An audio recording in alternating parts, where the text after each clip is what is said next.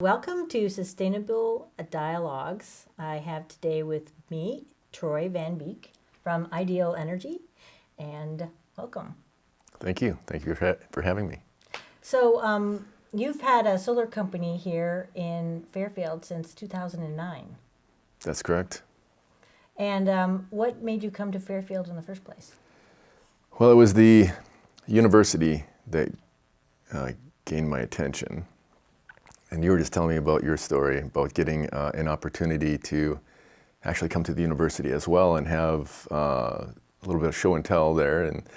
And it was the university that had me come down and take a look at it. But I was actually in Africa when I heard about the university. So I had a company that it was a high-risk personal protection company in Africa. And I was doing that for about a year, setting this company up, and I found the university online, and that was where they had dial-up in Africa. So it was doing little random searches on dial-up back then, and I came across the university, and I just happened to be coming back to the United States and looked the university up, and it happened to be a visitor's weekend. I was like, well, I'm going to drive down and just check it out, because it was just kind of an interest at the time. I really hadn't fully considered going back to school. You know, I had a professional career in the military and then paramilitary, and then kind of running into this university and the randomness of it, I made a snap decision and decided to go back, finish what I was doing there, closed it all down, and came back to the university and started getting a Bachelor's of Science in Sustainability. So that's kind of where. And so while you were in the sustainability, you were kind of helping with the renewable energy that they were in the building was under construction then, or? Well, it was the program was under construction, so it was quite new. And I remember when I started the degree, you know, trying to tell my friends and my family what I was doing, and they're like, "What is sustainability?" You know, that's where the nation was in its understanding of sustainability at the time. This is in 2006, and I had to explain it to everybody. And the university was still trying to get its feet under it with the program as well. And the whole thing was kind of under construction. Where they were putting their classes and how they were pulling it together, they had some extra space, but it just wasn't, they hadn't really filled it yet. So there was a point where I was like, well, I don't know if this is together enough, you know, for what I was looking for. But I just decided that I reflected on a conversation that I had with someone else where I was like, well, if you don't like it, you know, you should step up and make the changes that you're looking for. And I did that for myself. You know, I kind of talked myself into seeing if I could help better the program. And I actually dropped out for 6 months and started doing all these retrofits to the department where it really wasn't officially titled the Sustainability Department. It was in a science wing of the university that was being underutilized, and they were kind of making use of the space. So I took advantage of them allowing me the general contract at the university.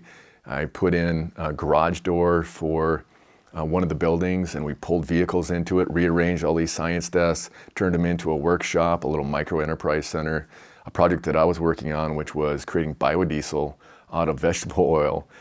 We turned that into a little station where we were actually filling up for community members who wanted to run their vehicles off of biodiesel. We were making biodiesel at the university and then filling them up right there on campus. We finished a wind turbine, which was part of the program, and got the class running on wind and a small solar array. Plugged all that in as part of this, my little foray into general contracting. But we made a nice, you know, workshop and everything for the department. And by the time we were done, which was my mission, is to get it labeled as the Sustainability Department. And we did that. So I then went back to school, finished my degree, and walked away in 3 years with a degree in sustainability. So then in the next step, you decided, well, why don't I just start my own company in renewable energy? Well, interesting process, because while I was getting my degree, there was a Native American tribe that was coming through, And they were touring universities like MIU and looking for sustainable solutions for their tribe. And they were a remote tribe that was about an hour south of Juneau in Angoon, Alaska. And they were suggesting that they had been on this remote island for about 10,000 years. So one of the oldest Native American tribes within our nation.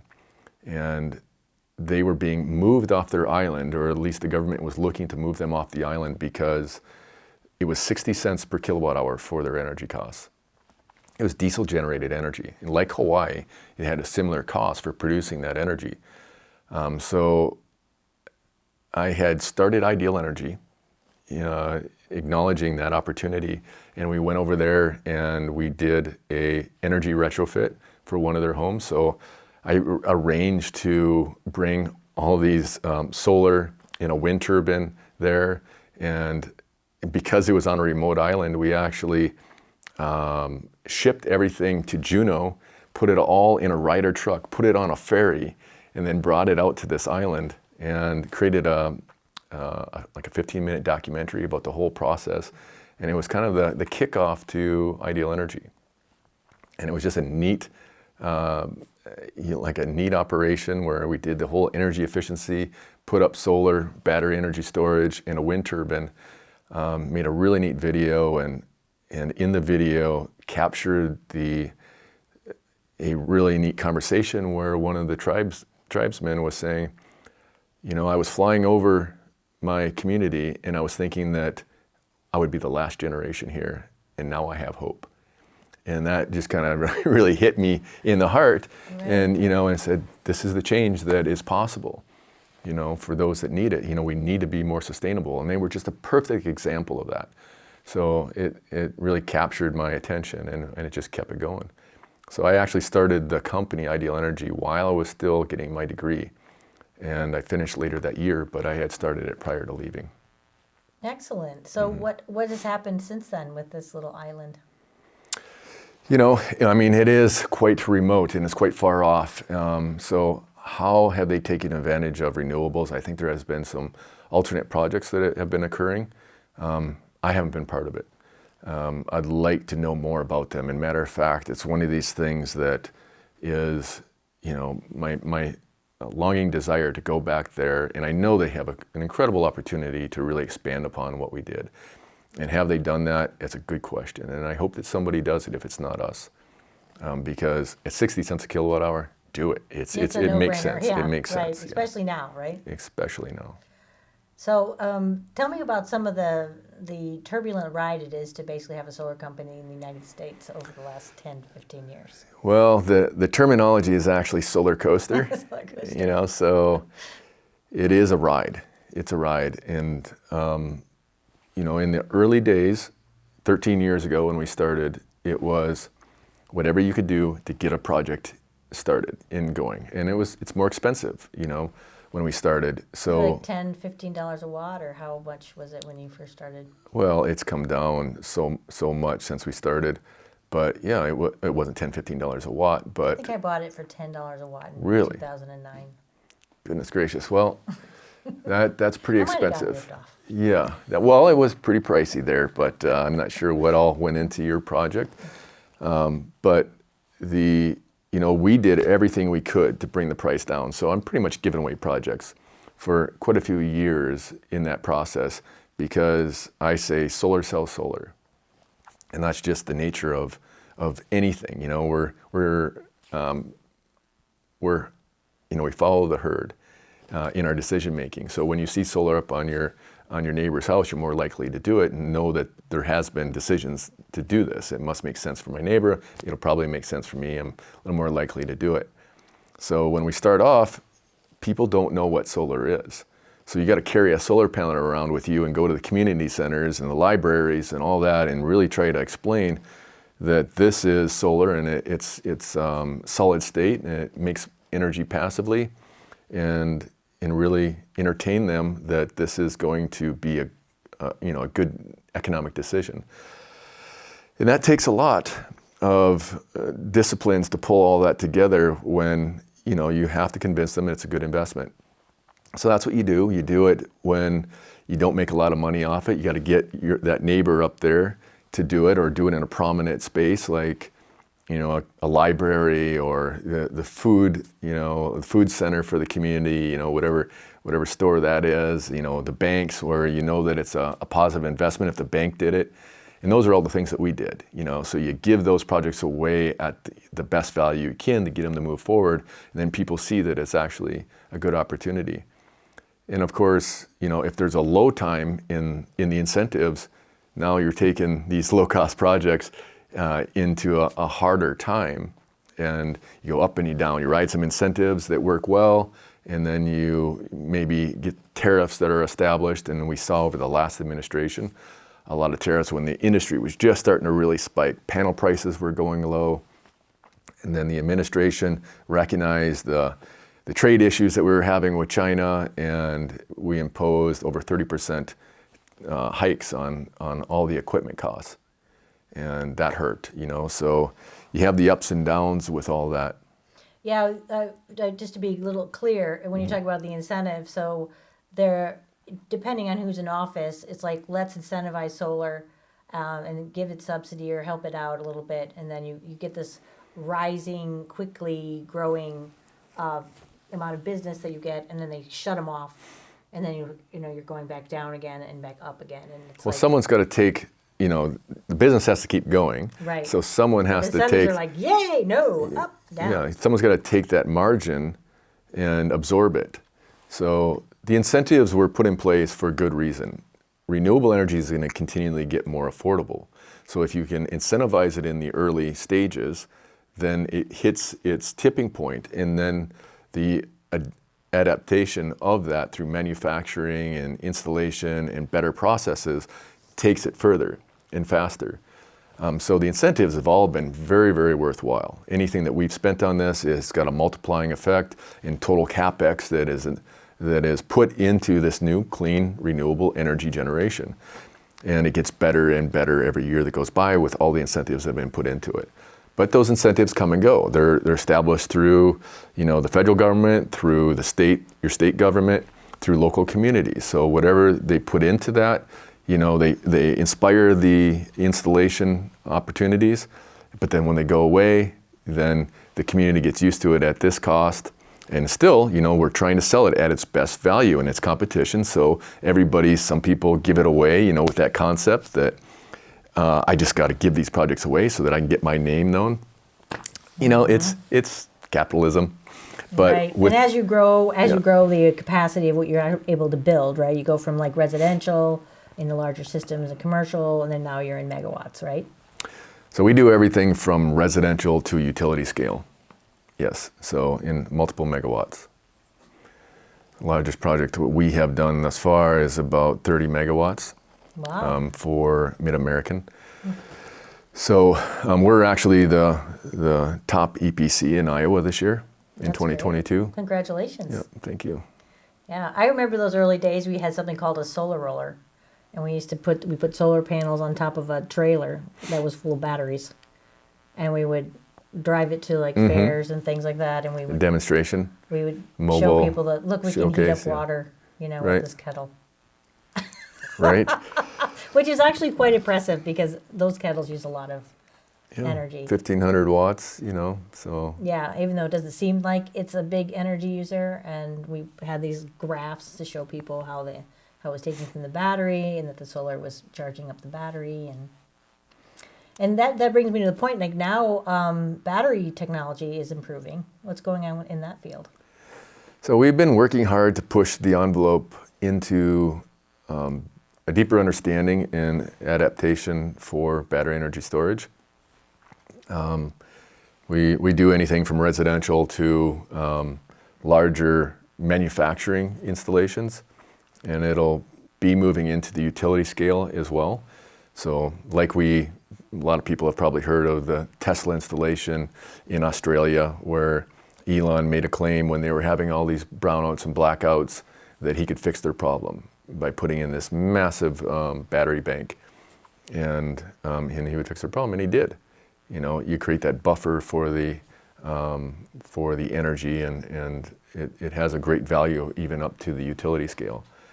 But right now for residential, like the Tesla Powerwall has been really excellent to get out into the market, and now there's a lot of emerging competitive options that are out there as well.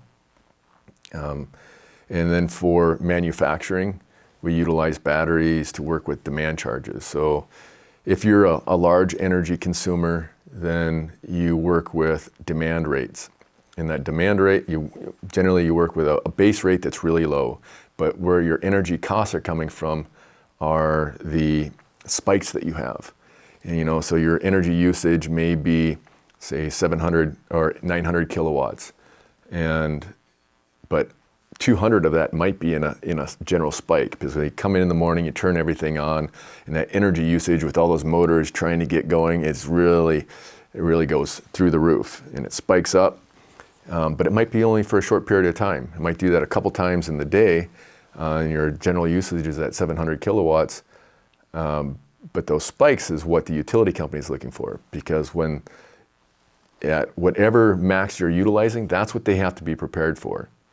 A lot of people get upset about that, that they're looking just for that little spike, but they're looking for your max consumption, because they still have to have a power plant ready to give you that energy if you're only using it once in a while or all the time. But that can set a higher rate. But if we can come in with batteries and help mitigate that by saying nothing goes over 700 kilowatts, and then that battery gives off that energy and make sure that spike doesn't go over 700 kilowatts, and then we can accurately predict what their energy reduction is going to be, and it can be significant in those for those scenarios. So we've started utilizing batteries to help manufacturing to reduce their overall energy costs.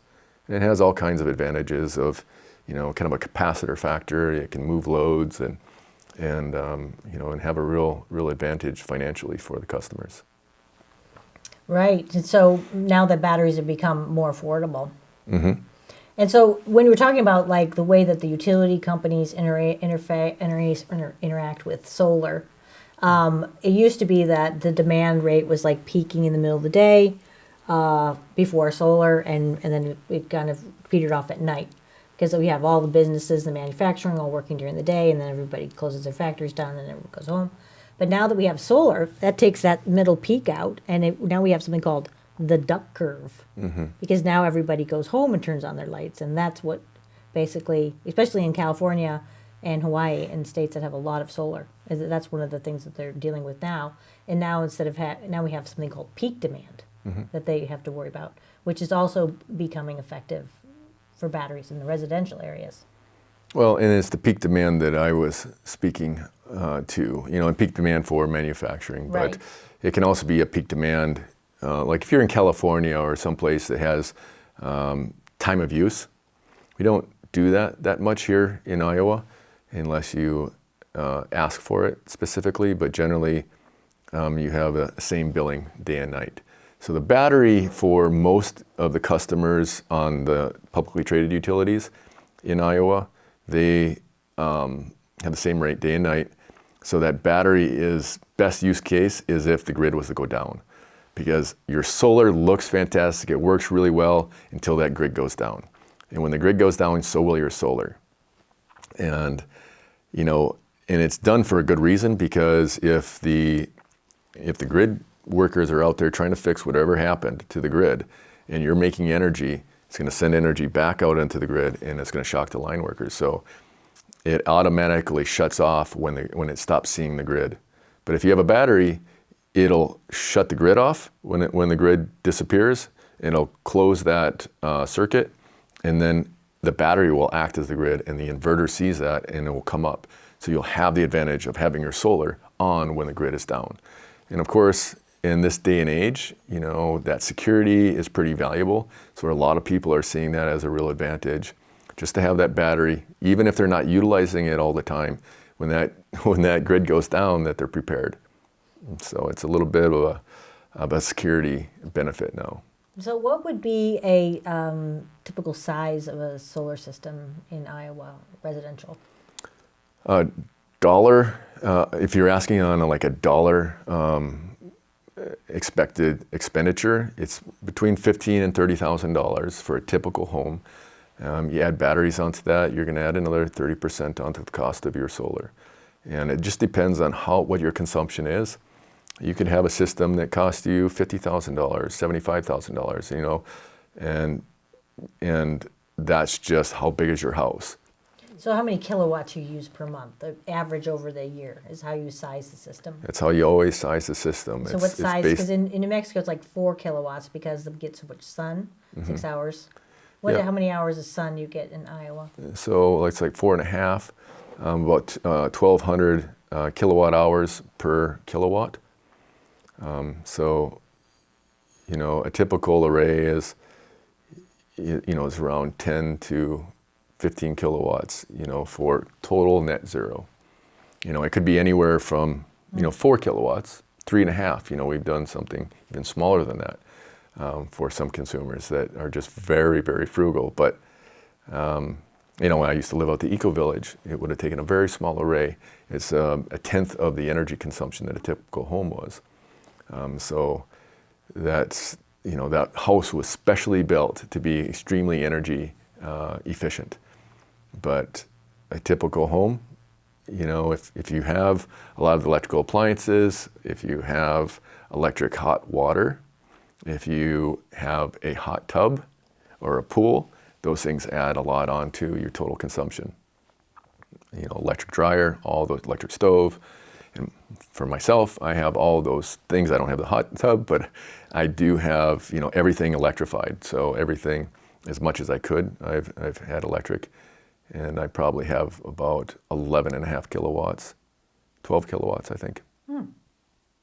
That's good. And then what kind of battery backup would you pair with a 12 kilowatt system, you think? Well, it just depends on how long you want to be, how much energy you want in reserve. So in the day, you can go off one battery, like a Tesla Powerwall, and have quite a bit going for you if it's sunny. But if it's not sunny, you want to go day and night for a couple days, you would want to stack those. So you'd want to add a few more batteries onto it. Tesla Powerwall is a good example of an easy to install setup system that is very interoperable. So you won't even see the flicker. If the grid goes down, your power will stay on. And then your phone will tell you that it's operating, and you can see the flow of the energy from the battery to your appliances, or is it coming from the sun into your batteries? You know, it just gives you that clarity and peace of mind. There's other systems out there that are now having that same type of interoperability, which is really important, you know, because when I started in, you know, 2009, I was servicing old systems that were in our community, and we had a lot of DIYers enter the community early on, back in the 80s. And they had a load of panels that came in from California that were being decommissioned in Ronald Reagan's era of presidency. He was shutting a lot of that stuff down. And being an oil man, you know, he was decommissioning some systems out there, and we took advantage of the panels here in the community, and there was a lot of DIY projects here. So there was the lead acid batteries and the off-grid systems here, and I was helping them keep those things running. The Sunny Boys? Well, Sunny Boy wasn't even. It was trace inverters and things like that. Okay. So it was pre-Sunny Boy. Okay. But, you know, it was a lot of kind of ad hoc invented systems that were pieced together, and it just kind of showed you the ingenuity of those, you know, that wanted to do it and get involved in it. But also how well solar works into the future. Like, these were 30-year-old systems. Solar panels still work just fine. Of course, they degrade over time, about 0.5% per year, but they were still working solar panels. There's no moving parts. It was a beautiful thing about it. So that was very encouraging. The panels that are made now, I would expect them to be lasting 50 years into the future without problems. Of course, you know, a tornado will change that, but you know, these panels made it here for 30 years plus. Now it would be closer to, you know, 45 years since I, you know, touched them. Right, it's kind of a refreshing technology that you can put it on your roof and be, you know, confident it has a 25-year warranty. 25-year linear warranty. And you don't need to upgrade. Yeah, no, It's not going to break. they'll still be doing their job, still be making energy, with little change from the user. I think I read somewhere that the first BP panel is like made in 1975 and it's still generating just fine. Yeah, well, solar was invented much earlier than that, but there's probably panels out there from 1975 that are still doing their job, yes. Right. That's a very exciting thing about solar. I love it. I actually started in solar and wind, and it's hard to get a wind turbine with a 5-year warranty on it. It's got moving parts. By its nature, to make energy, it has to turn, it has to move, and moving parts break down. And sand gets in from the wind and... Moving parts, yeah. Yeah. Well, we in New Mexico, we had a big project where we had to take all the wind turbines out and replace them with solar. Yeah. For these old wells. Interesting, yep. Yeah. So what's the most exciting thing going on in solar right now? Oh my gosh, the industry is really kind of got turned upside down most recently. I would say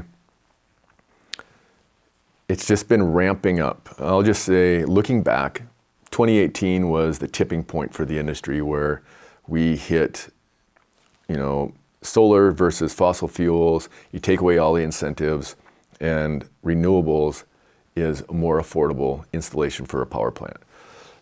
So that was really key to hit that tipping point, which is where the incentives are supposed to be powering it forward to that tipping point. But then the pandemic hit. Everybody was really enlivened by the fact that, hey, I want to be self-sustaining. So that started ramping things up. And then BlackRock, a $1 trillion investment organization that holds a lot of investment in fossil fuels, also said that they were divesting from fossil fuels. And that was another key milestone in the evolution of renewable energy. So that said to the investment market, renewables is it. $1 trillion investment portfolio is saying, I'm getting out of fossil fuel. So then it just started bubbling up with all the investment opportunities for financing for the projects, where it was a little more difficult to establish financing. Talk to the local banks and such, and just getting them to understand the total return on investment for these customers should be like a mortgage, right? Like, it should be extended out. It's going to be there. It's going to keep doing its thing, and it has that type of value. But now the investment into that market is really evolving. So a lot of opportunity to get financing for your projects. And then most recently, under the Biden administration, was the IRA. And the IRA is the Inflation Reduction Act.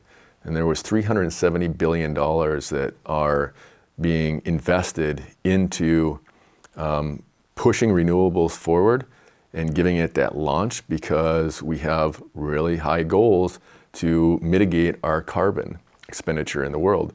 And we will also want to be a leader in energy.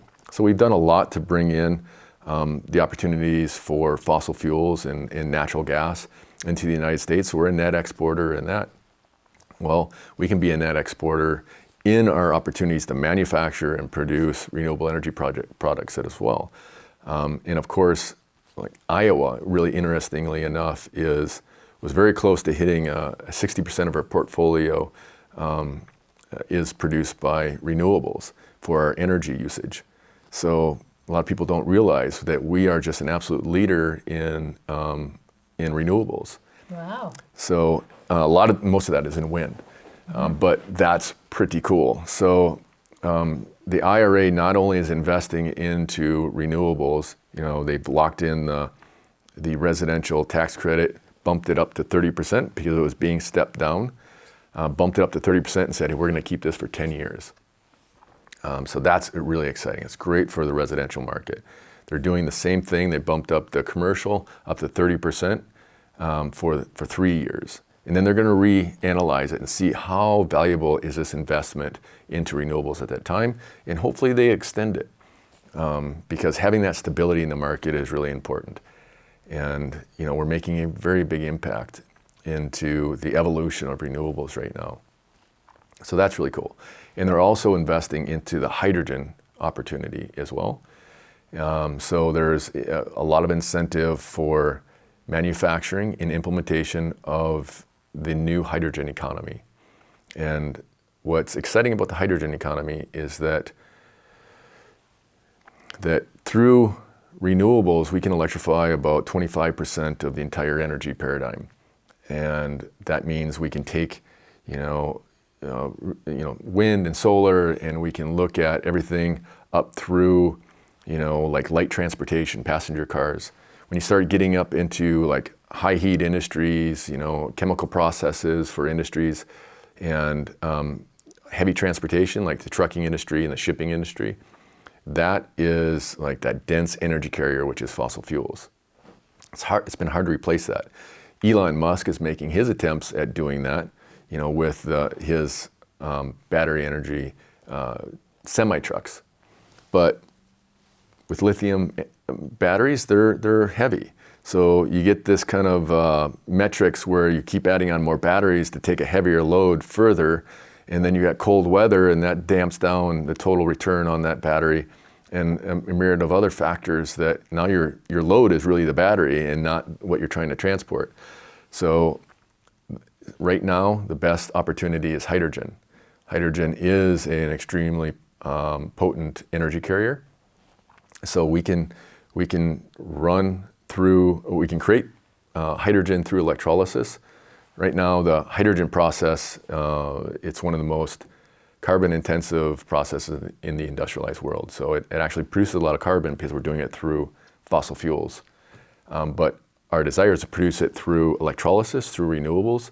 And when we do that, it becomes a carbon zero energy source. So where we're at, about 25% of that market right now is, could be renewables. We can max out right there up to that trucking, and can't really get into those other processes. That other 75% can now be taken care of with hydrogen. So the administration is going whole hog on investing into that hydrogen economy. And you said that Iowa's been selected as a pilot project for hydrogen peaker plants. And a peaker plant is like what we use for natural gas right now. So even if you had solar and wind, and they work when the sun's out and when the wind's blowing, and then the peaker plants of natural gas currently are the ones that pick up any kind of a quick load instead of like the coal. Coal just burns kind of in a steady state. When you need a lot of burst of energy, like at peak hours, then you're going to need to engage your peaker plant. But you're saying now that there's going to be a hydrogen peaker plant instead of natural gas. Well, under development. So what is really intended, I'm not exactly sure where that came from, but it's possible to run the peaker plants off of hydrogen. So right now we're applying for the state to be a hydrogen hub. So Ideal Energy had seen that Iowa had a lot of potential for hydrogen a few years back.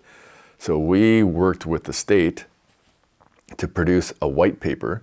So for 2 years, we worked on analyzing Iowa's potential to really push forward the hydrogen economy.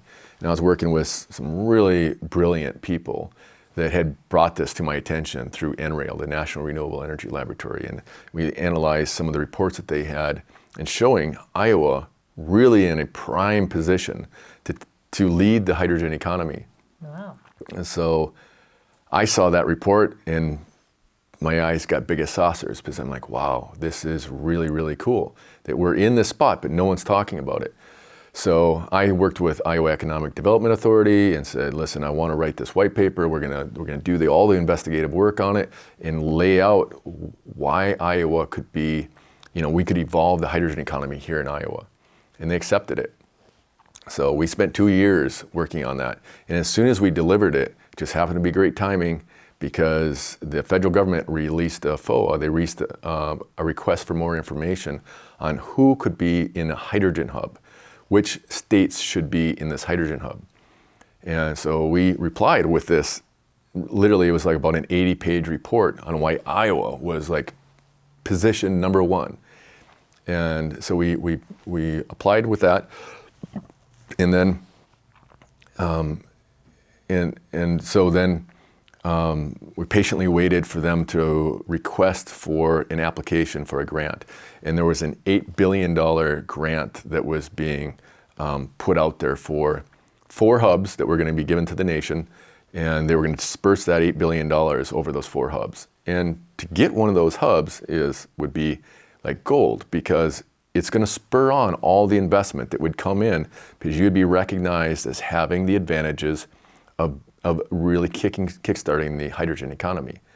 And the way it's turned out, because we just recently submitted a concept paper working with the Iowa Economic Development Authority in 2 other states that we would work together with, and we asked to be one of the hubs. So Nebraska and Missouri and Iowa all want to work together, and we submitted a paper together.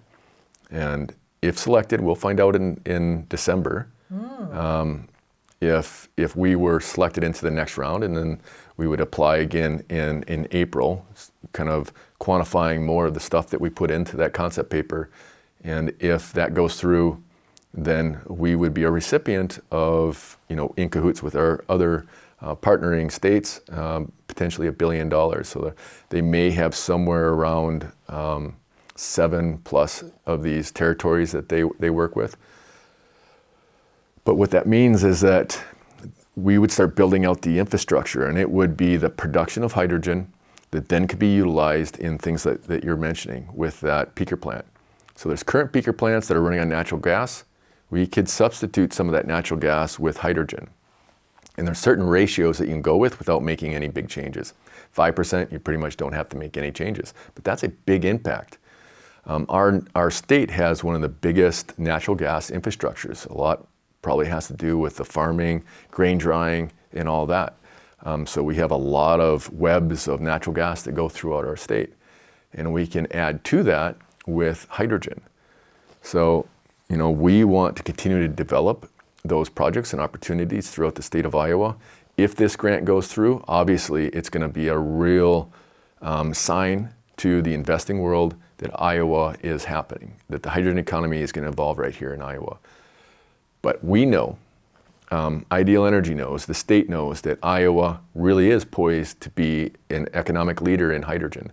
So regardless if that grant does happen or not, it's happening in Iowa. And the beauty of that is that hydrogen needs renewables to create that carbon zero fuel. So it's going to continually evolve, not only that dense energy carrier, hydrogen, but also renewables within the state. So we'll continue to lead the way in renewables and clean energy. Great. It's a lot. Yeah, it is. Yeah. So would that involve building lots of new wind and solar fields, or would it be just be able to? Absolutely. Yeah, all the renewables that would power those systems will just add to the opportunity, because the world needs hydrogen. Just to give you kind of an example of the growth potential, right now the nation basically has about a $17 billion, $17.6 billion hydrogen industry. It's expected to be 750 billion by 2050. That's a massive growth potential. And this was before the war in Ukraine. And in Ukraine, in Russia, they were big producers and exporters of ammonia. Ammonia, which is used for farming, and hydrous ammonia, we utilize it all the time in Iowa. It affixes nitrogen into the soil. It is hydrogen in nitrogen, which is 80% of the air we breathe. Mix those together and you get ammonia. And then you utilize that into the farming industry. So we're one of the biggest producers of ammonia in the nation. So there's a big opportunity to convert those ammonia facilities into net zero carbon emissions, and produce more of what the world needs, because now more than ever, ammonia is in short supply because of what we're seeing over in Europe, what we're seeing in Ukraine and Russia. So there's a real need for ammonia. We're converting the ships to run on ammonia. They're like Maersk is one that is investing into ammonia-powered ships. So ammonia is actually a really dense energy carrier that you can run, run the industries on. Wow. Yep. Yeah. So That's a lot to think about. I know it's massive. It's a massive opportunity. It's a lot to bite off on, but it's what Ideal Energy has been involved in, and we're just really fortunate to kind of be hitting the milestones at the right time and being involved in it. But when we started Ideal Energy, we're literally the very first operating solar company in the state, and so we've had a lot of firsts.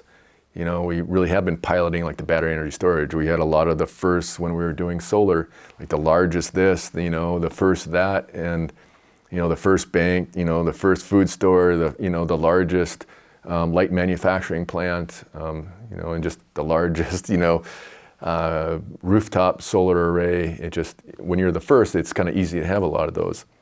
Well, it sounds like you're a driven person, always wanting to kind of push it past where it is, the status quo, to find out what the potential is, and then you make it happen. That sounds like it's part of your personality, too. I would probably agree with you there.